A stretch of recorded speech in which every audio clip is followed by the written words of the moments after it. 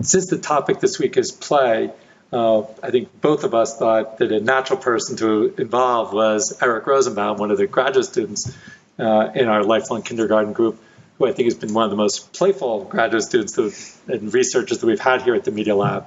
So we thought it'd be great to talk to Eric about ideas about play and tinkering. In fact, we wrote a paper together about designing for tinkerability, of how we can design things to help other people tinker.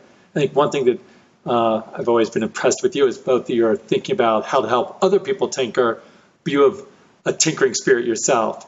So I think it'll be great to hear about some of your activities about your own tinkering, and also the way that you've supported other people tinkering. So I thought we might start with having you talk about the Makey project that you worked on with Jay Silver, so you can tell about that. Absolutely. Well, this is the Makey Invention Kit. It's an invention kit for everyone, and rather than trying to explain it, I'm just gonna show you quickly what we can make it do. Here's the Makey circuit board. It's a little printed circuit board with a microcontroller on there that it pretends it's a keyboard. So it's a USB device. Uh-oh, where's my USB cable? Ah, there it is. That I plug into the computer, just like so. And then when I plug in the Makey, the computer thinks that I've plugged in a keyboard, like to type on, but I get to make my own keys. And sometimes you get to make keys out of your academic advisors.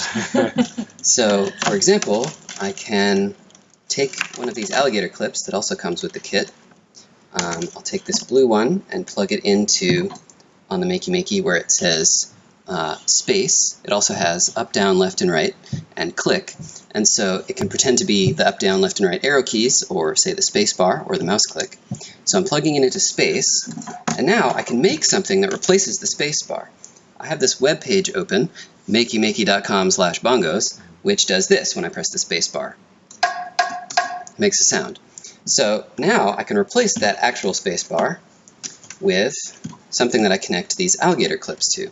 So first of all, I need to connect this white one to the bottom of the Makey where it says earth or ground, and then I complete a circuit between those two things by touching them to each other, and that makes the sound.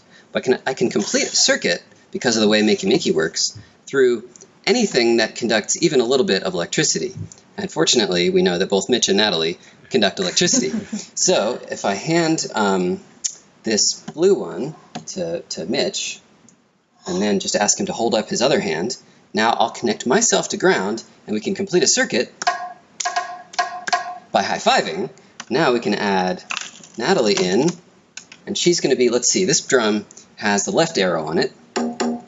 So we'll plug that in to the left arrow on the Makey, and then if she just holds the metal tip of it between her fingers and holds up another hand, now I have an instrument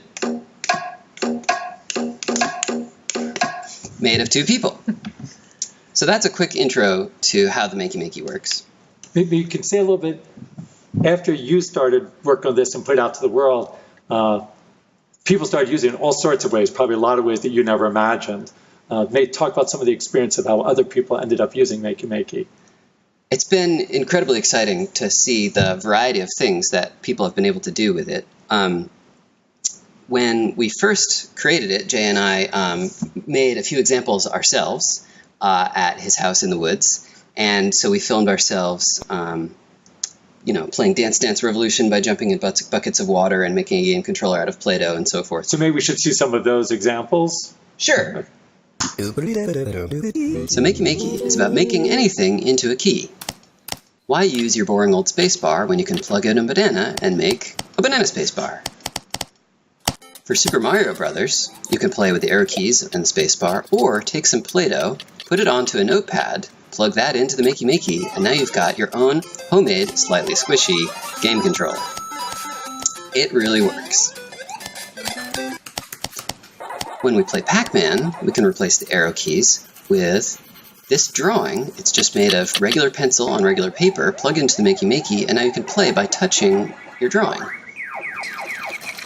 Why are we filling these buckets with water? Of course, in order to play Dance Dance Revolution. It's somewhat harder to play in this way, but it's refreshing. Here we're making piano stairs that allow us to trigger notes with our bare feet. Everyone's favorite, the banana piano, the human synthesizer. It works with babies. And when the cat sits on the foil, as soon as it drinks from the water, that completes a circuit, triggering Photo Booth to take a cat selfie. So those are some great examples that you and Jay worked on. I know you've been facilitating a lot of workshops to support other people tinkering with makey. Yeah, I did a very exciting workshop over the course of 5 days in Holland with some undergraduate students, and here's some videos of the projects that we had by the end. So the Chord Fingers allowed this student to accompany himself as he sang a famous Leonard Cohen song, where each finger triggers a different chord as he touches a ladder. The balloons, when they touch the foil on the ceiling, each trigger a different note. The balloons had conductive paint on them, and they used conductive thread to connect it to the makey. Here, she's sewn some conductive thread into her fur jacket to make ambient fur sounds. And of course, the mini drums, made using the makey box and some foil, Play-Doh, and paper. Each finger of the organ gloves trigger a different sound, and then here's a duet between those two projects.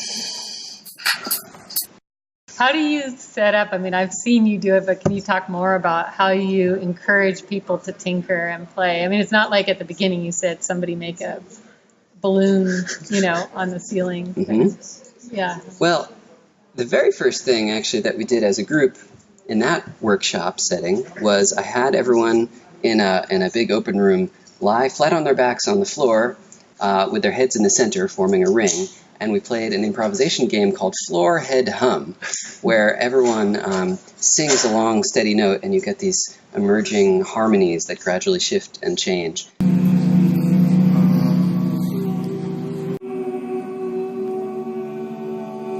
And it was a way for a group of people who didn't know each other before to find out that they could do something together and get comfortable pushing their boundaries and going, right ahead and doing something that was unexpected. And they were kind of already playing and tinkering with the sound together, right? Exactly. So we really pull down their normal barriers to just let them start imagining and exploring in different ways. They liked that so much, actually, that we did that at the start of each day of the 5 days. But they also kind of tinkered with the whole idea of that exercise and made up a bunch of different musical variations on the Floor Head Hum singing game. Like one where we sang short bursts of notes that gradually ascended. We called that Ligeti Head Hum, a reference to the composer, and a bunch of other variations. So maybe you could say a little bit more about the ways that you set up a workshop to help other people feel like they can start tinkering. One thing that I think it's really important to do is limit as much as possible the lecture part. So for example, when I'm introducing makey, one thing that I've done sometimes is instead of even explaining how it works or how you might use it, just kind of set it up for people to come and poke around and try things out. I'm there, I might sort of wordlessly show a couple of things and make it make a sound, but then step back and let other people poke around and discover for themselves how to make it work. That feeling of having discovered yourself how to make something work rather than being told by someone else is very valuable. What about materials and how you set those up? So I think it's great to have a wide variety of stuff in the room, even if they don't use all of it, just the sense of that wide array of possibilities. Of course, I like to have things like Play-Doh, aluminum foil, those brass brads that you connect pieces of paper with, lots of construction paper, cardboard, sometimes food items. You can use water and other liquids with makey, that works great. So just having as much of an array as possible of different stuff for people to poke around with and try things out is super important. Another thing that's useful for getting at that sense of an open space of possibilities is to show lots of examples. Those can include things like the videos we've been looking at of examples that Jay and I have made or that other people around the world have made. But I think it's also very important to have those examples live in front of you, because people's sense of what's possible for them draws even more from what they see in the room with them. And what about how often do you give a challenge versus make anything? I've tried out different variations on this question of how much to sort of constrain it versus keeping it wide open. I think constraints can actually be very generative. If, for example, we constrain a makey workshop to the domain of making musical instruments, it's actually an opportunity to try to push the boundaries. I like to call it getting beyond the banana piano. It's important for people to do the first thing first, to make a row of objects that play a sequence of pitches that are laid out kind of like a piano and that all look the same. Of course, you can use different instrument sounds, a different combination of notes, a different spatial arrangement, different objects, but they do the first thing first. And then the question is, can we as facilitators help people imagine the much larger space beyond that and get to something inventive like putting the musical instrument on the floor, or making it so big that it has to be played by a whole bunch of people, or like maybe it's like on your back, or it's so tiny you have to play it with your pinky fingers, or it's made of something that you play while you're eating it, or I don't know, it's a big space of possibilities. That's great. And so it's important to have those questions at hand, not to tell people, oh, let's make a musical instrument out of the couch now, but say like, well, what else around you could you use? Could you make instruments out of the rolling chairs? And I'll let people imagine those possibilities themselves.